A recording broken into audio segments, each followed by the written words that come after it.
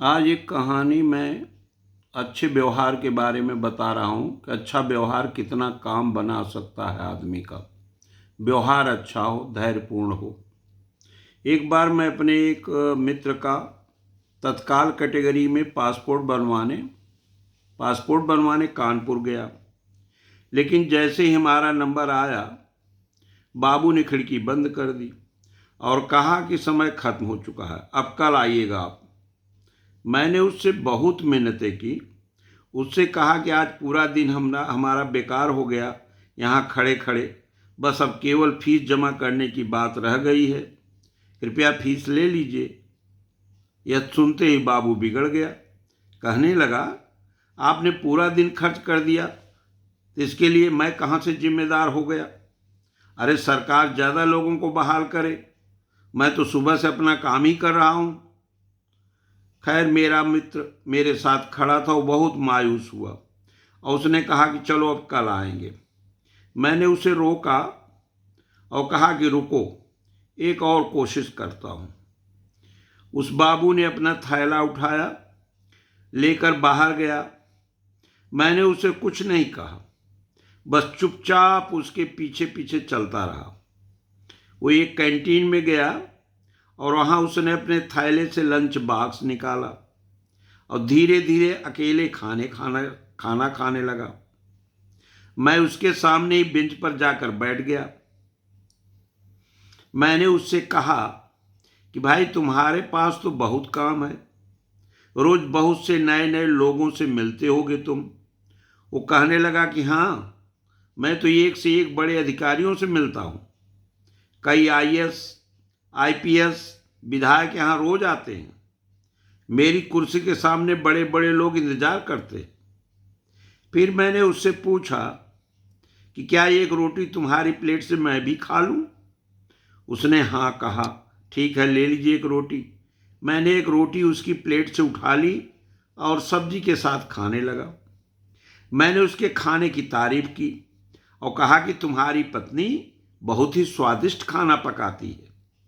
मैंने उसे कहा, तुम बहुत महत्वपूर्ण सीट पर बैठो भाई, बड़े बड़े लोग तुम्हारे पास आते हैं, तो क्या तुम अपनी कुर्सी की इज्जत करते हो कि नहीं?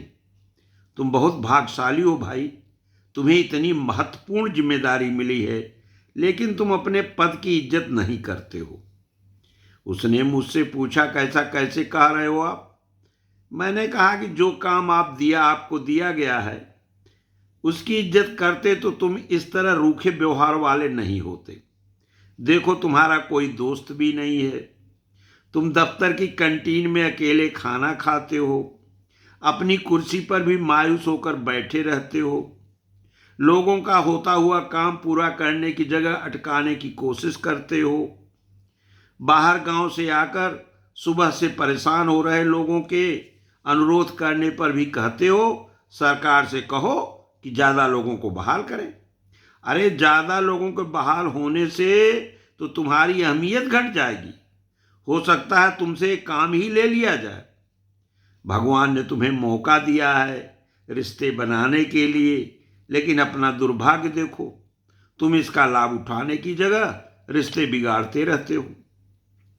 मेरा क्या है, कल आओ जाऊंगा या परसों आ जाऊंगा, पर तुम्हारे पास तो मौका था किसी को अपना एहसानमंद बनाने का, तुम उससे चूक गए।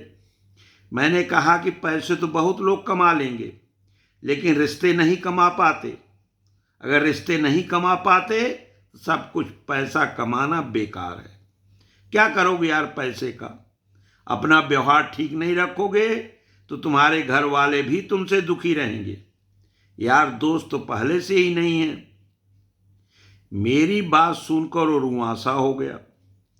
उस बाबू ने कहा कि आपने बात सही कही भाई, मैं अकेला हूं, पत्नी झगड़ा करके मायके चली गई है, बच्चे भी मुझे पसंद नहीं करते, माँ है वो भी कुछ ज़्यादा बात नहीं करती, सुबह 4-5 रोटी बनाकर दे देती है और मैं तनहा खाना खाता हूँ।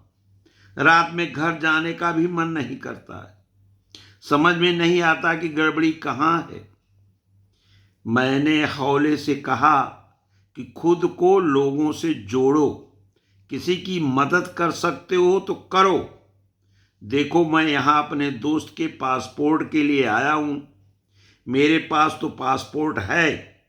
मैंने दोस्त की खातिर तुम्हारी मिन्नतें की, निस्वार्थ भाव से मिन्नतें की, इसलिए मेरे पास एक दोस्त तो है। तुम्हारे पास तो एक भी दोस्त नहीं है।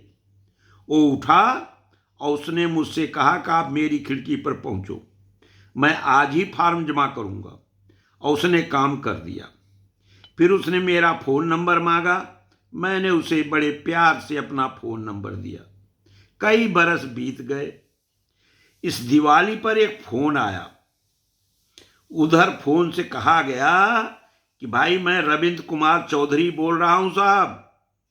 कई साल पहले आप हमारे पास अपने किसी दोस्त के पासपोर्ट के लिए आए थे और आपने मेरे साथ रोटी भी खाई थी, याद है आपको? आपने कहा था कि पैसे की जगह रिश्ते बनाओ। मुझे एकदम आ गया, याद आ गया। मैंने कहा, हाँ जी चौधरी साहब, भला मैं कैसे भूल सकता हूँ। उसने खुश होकर कहा, साहब आप उस दिन चले गए, फिर मैं बहुत सोचता रहा। मुझे लगा कि पैसे तो सचमुच बहुत लोग दे जाते हैं, लेकिन साथ खाना खाने वाला कोई नहीं मिलता। मैं साहब अगले ही दिन पत्नी के मायके गया। बहुत मिन्नतें कर उसे घर लाया। वो मान ही नहीं रही थी। वो खाना खाने बैठी तो मैंने उसकी प्लेट से एक रोटी उठा ली। कहा कि साथ खिलाओगे? वो हैरान थी, रोने लगी। मेरे साथ चली आई, बच्चे भी साथ चले आए। साहब अब मैं पैसे नहीं कमाता, रिश्ते कमाता हूँ। जो आता है उसका काम कर देता हूँ। साहब आज आपको हैप्पी दिवाली बोलने के लिए फ़ोन किया है। अगले महीने बिटिया की शादी है, आपको आना है। बिटिया को आशीर्वाद देने आना है। रिश्ता जोड़ा है आपने। वो बोलता जा रहा था, बोलता जा रहा था, और मैं सुनता जा रहा था, सुनता जा रहा था। सोचा नहीं था कि सचमुच उसकी जिंदगी में भी पैसों पर रिश्ता इतना भारी पड़ेगा। दोस्तों, मुझे नहीं पता कि मैं एक बेहतरीन दोस्त हूँ या नहीं, लेकिन मुझे पूरा यकीन है कि जिनके साथ मेरी दोस्ती है वो अच्छे दोस्त मेरे जरूर हैं। इसी के साथ ये कहानी खत्म होती है।